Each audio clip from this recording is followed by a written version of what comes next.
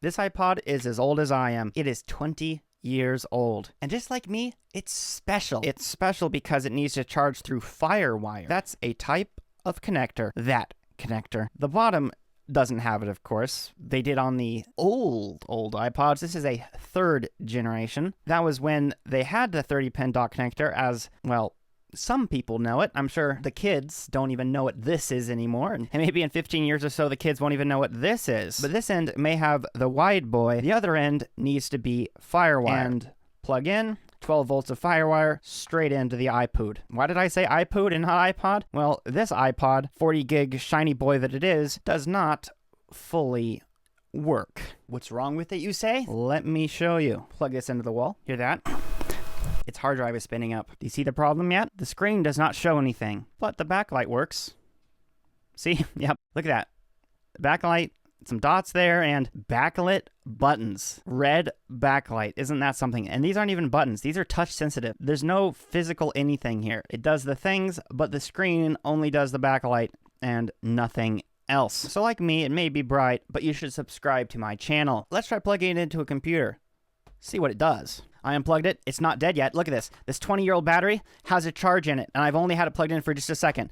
I gotta really quickly plug it in because it will not last very long. Okay, there we go. Okay, iPod. I can hear the drive spinning up in the iPod. I've never plugged this thing into a computer. I don't know if it'll show up. I don't know much. Oh, iPod. I see it. iPod. 40 gigs.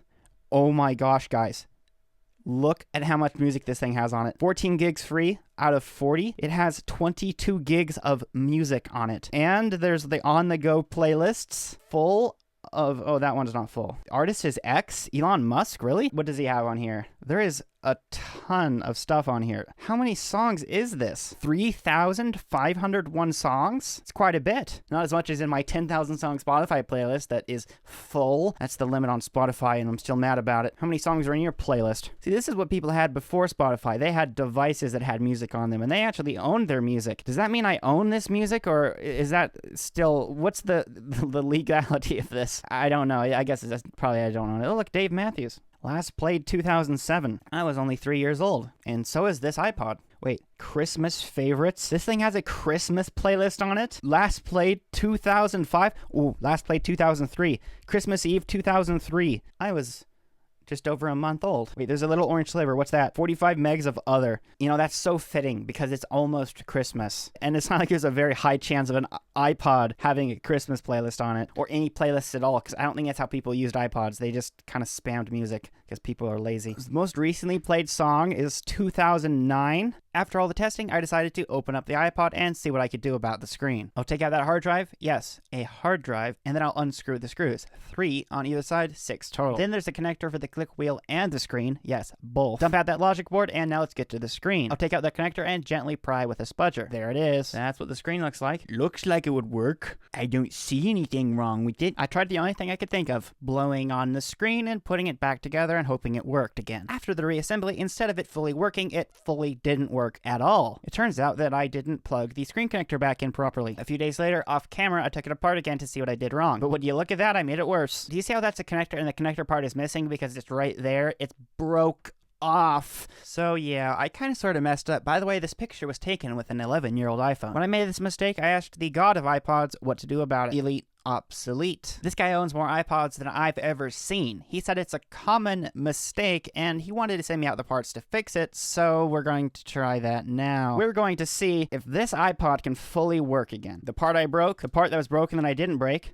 and the rest. Let's do this. Yeah, I don't want to drag this back case on the table too much because this is an original Apple part, and while it may be very scratched, it's just so shiny, and it's only scratched on the back. I'm thinking it was just slid around, and probably that this thing was like never used, and all of these scratches are most likely from after like shipping this, and the whoever ended up with this iPod treating it roughly. Basically no scratches on the side, and that was from me opening it. These are pretty easy to take apart as long as you don't break them in the process. First is the replacement screen. Take it out of the bag and shove that in the iPod. Make sure it's connected instead of screwing it together and thinking it's broken like I did last time. And now for the part that I definitely broke. You actually need to separate it from here because this isn't part of this. So just need to make sure I don't break this part because then I am what you would call screwed. And now to put the new one in. Headphone hole go on this side and it clips in there. A quick test fit and then the adhesive strips. There's one, there's two. Gently put it in the iPod and there it is. There's 3 screws and those screw in on the headphone jack assembly in 3 places. After that I put everything back together and why is it complaining? Oh, Apple logo. Probably doesn't have enough charge in it to start up all the way and stay on. Firewire time. It's not just the fancy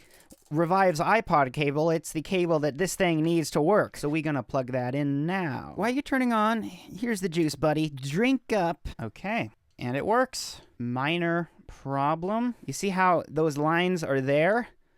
Always? I'm hoping it's not the iPod's fault because if so, then this is a stupid iPod. Now to take it apart again. Okay, let's steal your drive. I wonder what this thing does without a drive in it. Huh.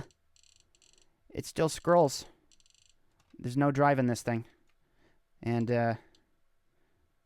it stopped. It doesn't do anything anymore. That's a ghost image. Haha. Take it apart, and look, there's the ghost line on the screen. The only thing I can imagine that might make a difference is reseating the connector. So I did that again, and now the iPod does absolutely nothing. No drive spinning, no screen, no turning on at all. Oh my god, why? Why is it like this?